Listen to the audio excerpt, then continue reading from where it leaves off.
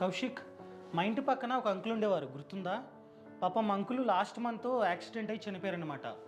So ఆ family మొత్తం uncle యొక్క ఆదాయం మీదే బ్రతికేవారు.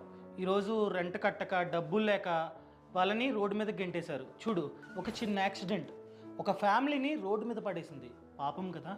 అయ్యో, అందుకనే మనం టర్మ్ ఇన్సూరెన్స్ పాలసీని తీసుకోవాలి. ఏంటి టర్మ్ ఇన్సూరెన్సా? అంటే ఒక టర్మ్కి, అది మేబీ 10 ఇయర్స్ కావచ్చు, 20 ఇయర్స్ కావచ్చు, 30 ఇయర్స్ కావచ్చు. ఒక టర్మ్కి మన మీద మనం తీసుకునే ఇన్సూరెన్స్నే టర్మ్ ఇన్సూరెన్స్ అంటాం.